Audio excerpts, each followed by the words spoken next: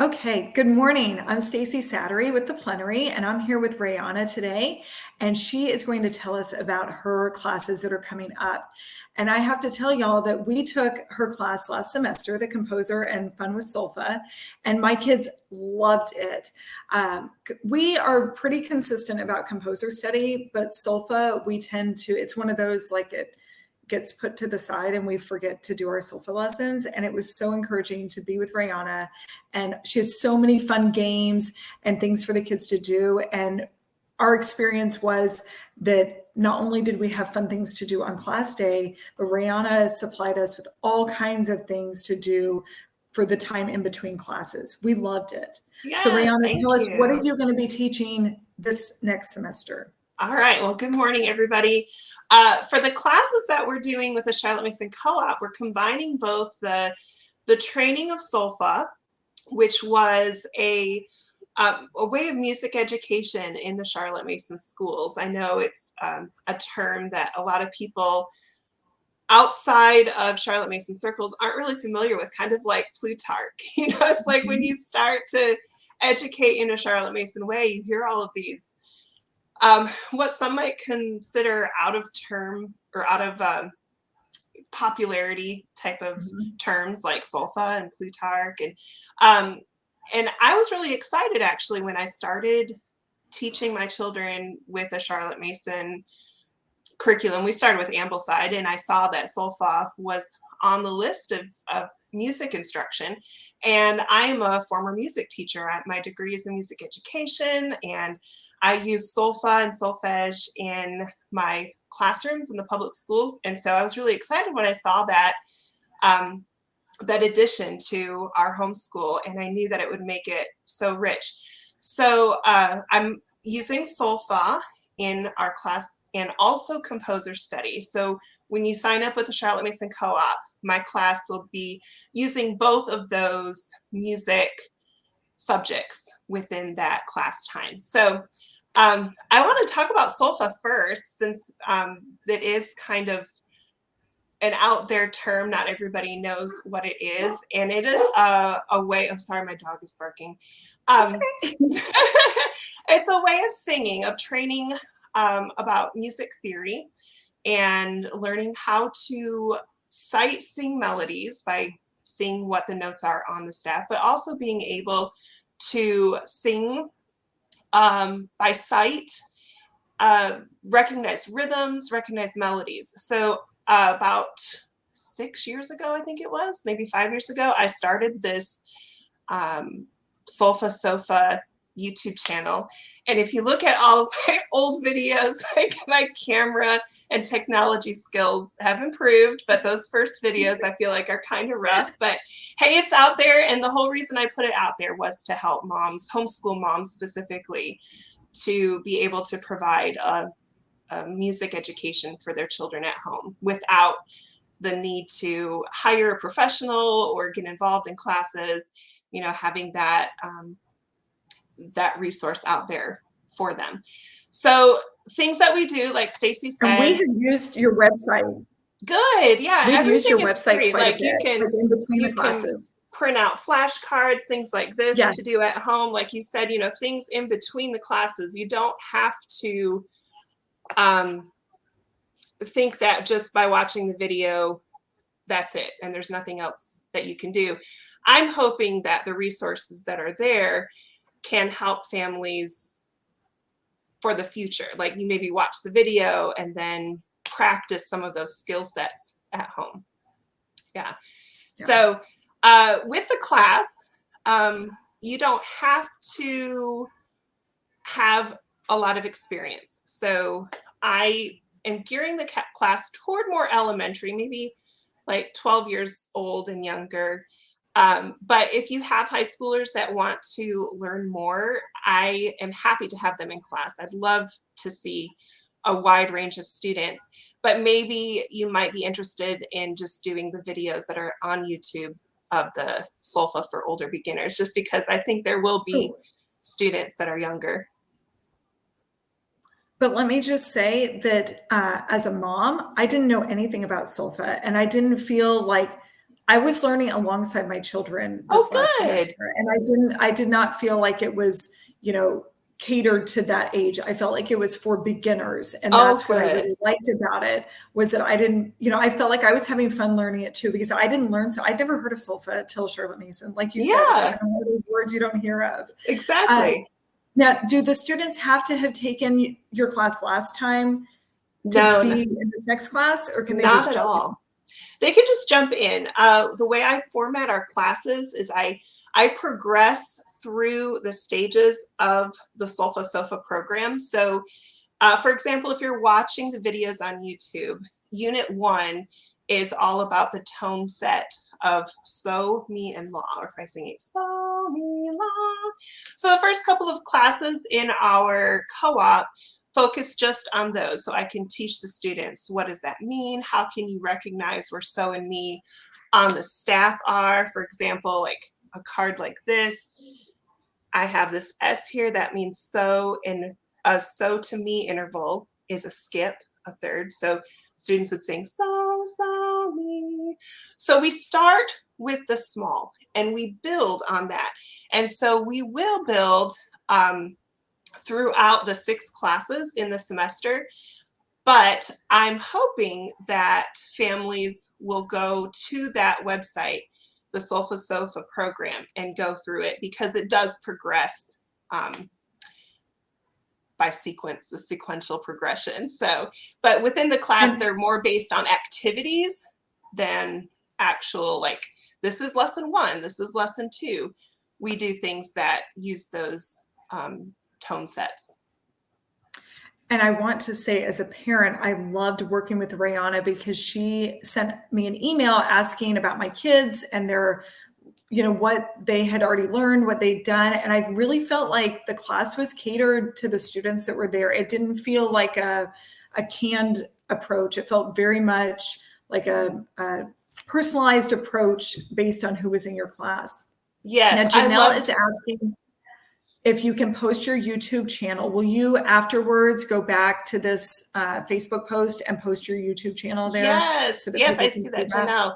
Janelle. Yeah, so there's actually a website, and then the website links to the YouTube. I feel like if you just go to the YouTube channel, that's fine, but the website has like all of the resources that I was saying that you can download and print off. And one of the other features that I really like, that took me a while to put together, but I hope that it can be a resource to families, is this little workbook that I put together for a student to go through. So there's 7 lessons in Unit 1, and like after you do lesson 1, go through little exercises like this that are in the booklet. So I have one of those each for Unit 1, Unit 2, and Unit 3.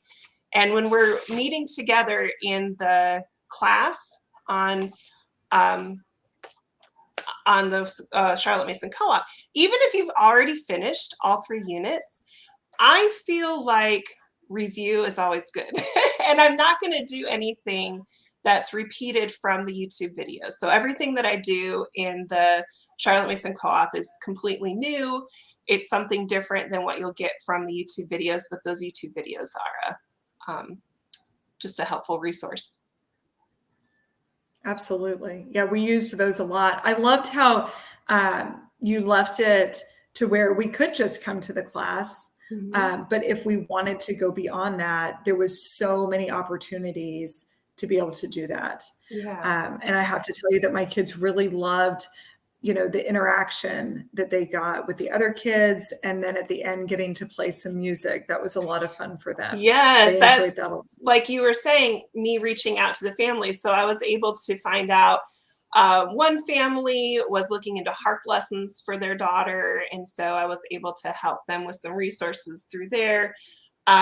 Some guitar lessons. I had some students that were taking guitar. So I shared a couple of websites that I know are really helpful at home. So I do want to connect individually with each family that registers, so I can find out where your child is in their music education, and how I can help them through a screen. I know like in person is always the best. I went online when we had COVID, or when all of this stuff was going on back in 2020, right? All my piano students are online, and it was so hard to work with them individually through that screen because so much of music is experienced and felt. And like me trying to tap the steady beat for them, it was really hard to do that. So Yeah. music is sometimes a tricky subject to teach on a screen. But I felt like we did it pretty successfully last semester, and Absolutely. and it gives students, like we were talking about, all the resources outside of class as well that they can pursue. Now, one of my kids' favorite part of the class was the composer study, because we have always been consistent with composer studies. Wonderful. So can you tell me, are we going to do another composer study this next semester? Yes. So when Rachel approached me about doing a class for composers in Solfa with the Charlotte Mason Co-op, I knew that I wanted to work through this book right here. Is a biography written by Thomas Tapper. So he wrote 12 different composer biographies, and this book 3 is Verdi, Schubert, and Grieg. Since we don't have like 3 terms with the Charlotte Mason Co-op and we just have semesters, we're doing 2 semesters. Last semester we did Verdi.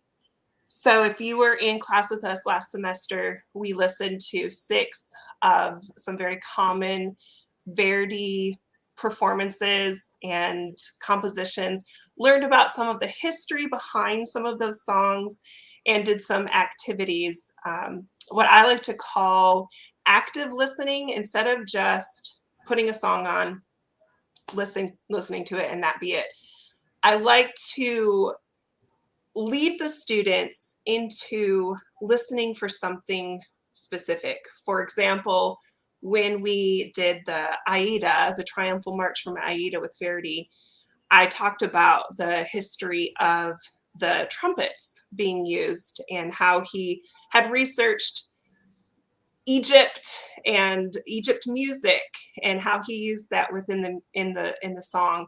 And we would listen for that specific call on the trumpet when we hear the song. And so we're going to do similar things to that with Grieg this semester. So Edvard Grieg was a Norwegian composer in the Romantic period, and he's got some wonderful pieces that we're going to listen to. We're going to start with the Peer Gynt Suite, which is one of my favorites. People will recognize that famous tune that he wrote in the Hall of the Mountain King. Boom, boom, boom, boom, boom, boom, boom, boom, boom, boom, boom, boom, boom. So I'm excited to teach students about, I know, I love teaching about the bassoon. And then the musical word ostinato, we call that theme that he has an ostinato, and how it repeats throughout the whole piece. And you can hear, I think it's like 16 times or something like that. Oh my goodness. It repeats through. So lots of fun activities that we're going to do while we learn about the life of Grieg. And what students are going to do is read the biography about him. I love this because, let's see if I can find this is Schubert. We really enjoyed the Tapper biographies. They're very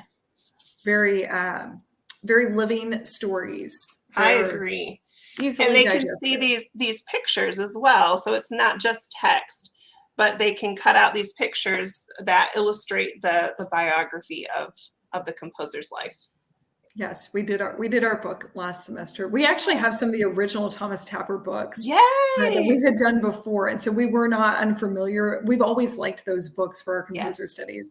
But the older ones, the original ones, they feel a little fragile. And I've always been like, oh, I don't know if I want my kids cutting those. I love these because I'm like, oh, you get your own. They're affordable. You can cut them, glue them. I'm good if you screw it up. So we had a lot of fun with those. Scribble all over them. Yes, exactly. We had a lot of fun with those. They're not going to be, just fragile or a vintage book that you're like, it's so beautiful, I don't want to touch it. Yes, and the vintage this is a reprint, right? Yeah, and the vintage one, we just have one copy for the whole family. I loved that the reprint is totally affordable, and so I was able to get each kid their own copy so that they could, have a part of it. Yes.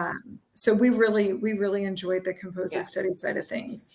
And I will say for our class, so some of the composer pieces are, between 8 and 10 minutes long. And I don't want to spend that much time within the live class that we have with our students.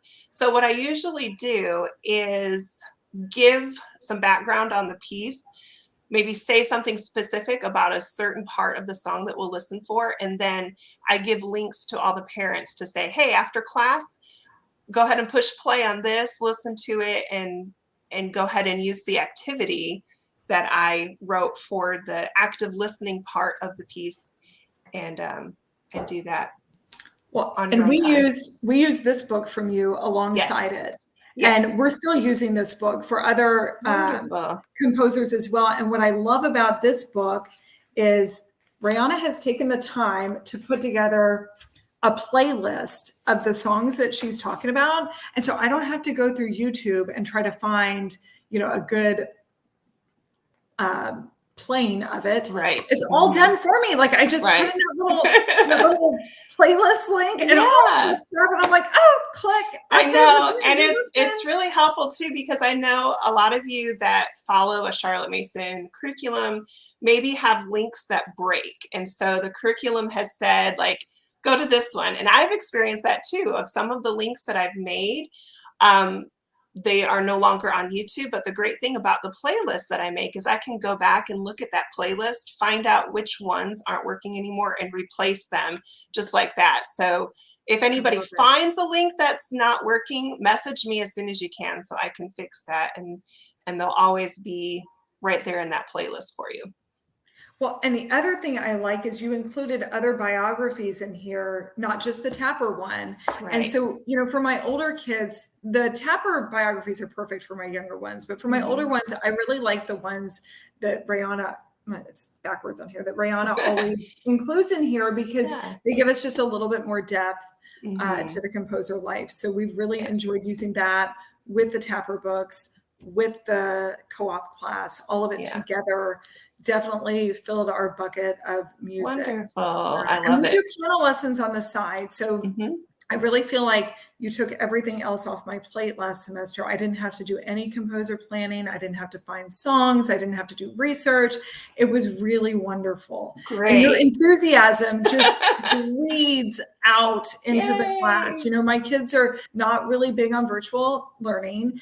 And, I was like, oh, well, this is how we're doing composer study, last semester. And after one class with you, they were like, oh, we love Mrs. Goss. Like, she's so great. So wonderful. That makes my heart happy. Yes. So I feel like, it's important for them to be around people who get really excited about their subjects. And you were definitely very passionate and enthusiastic, and we loved that. So thank you. You're so welcome. Yes. So is there anything else that you want to tell us? I feel like we covered everything. I wanted to make sure that beginners are welcome, no matter where you're at in your Solfa and your composer studies. I feel like this is a great opportunity to be with other Charlotte Mason people and in that community to learn a subject that sometimes gets forgotten. It does. It gets pushed to the side sometimes, and that's why I hope that that it does take it off the plate. That decision fatigue. Like, oh, I don't know what to do. I know that this is included in a lot of Charlotte Mason, lesson plans, but it does, I hope, help alleviate some of that stress for people. And also, I love that Rachel has been recording the classes, and you can take a former, like last semester, what I was talking about, that we did Verdi and some of the Solfa games and activities. And if you wanted to go ahead and start with Verdi instead of starting a live class with Greek, you can do that on the Charlotte Mason Plenary website as well. I'm curious, what if somebody, because the class meets every other week, could somebody technically do the live class and the recorded class and alternate the two, or would that be a little much? I feel like that would be a little much for Composer. Yeah, that's what I was thinking too. I feel like the Solfa might be fine, but the Composer might get a little confusing. Well, and if you're going to do something every week, like maybe my live class is week 1 and week 3, then on week 2 and 4, I'd like you to go to the Solfa Sofa website and go through those videos. Yeah, that's what we did. We were plenty busy with musical activities, just by doing the live class. So, but people can definitely do the recorded class if they'd rather start out there. Now, are you going to cover Schubert at some point since he's in that book as well? So I have a private group. It's called Members Only Composer Study Companion. So if you have bought that book that Stacy was showing, the Composer Study Companion book, I'll add you to my group and you can do the lessons on Schubert just on your own. I'm not going to have a live class of Schubert, because if we continue doing the co-op next year, which I hope we do, I'd like to start book 4. So we did book 3 this year. My own, personal family, we finished Verdi actually back in October. So since November, in my home, I've been doing Schubert. And then we actually won't start Grieg with my children until February. Because that's just how my school is term 1, term 2, term 3. So that's how we do it too. Yeah, so we're in Schubert right now, and you'll have all the resources once you buy the Thomas Tapper and the Composer Study Companion. You'll have all 3 of those composers' resources for your home. Yeah. Okay, very good. All right. Well, RaeAnna, thank you so much for joining us this morning. Thank you for interviewing me, Stacy. RaeAnna and I are actually going to be back in about 10 minutes. So to talk about stay herb online, classes. Everybody. Yes. I'm so excited to talk about that with you. Oh, I'm so excited too.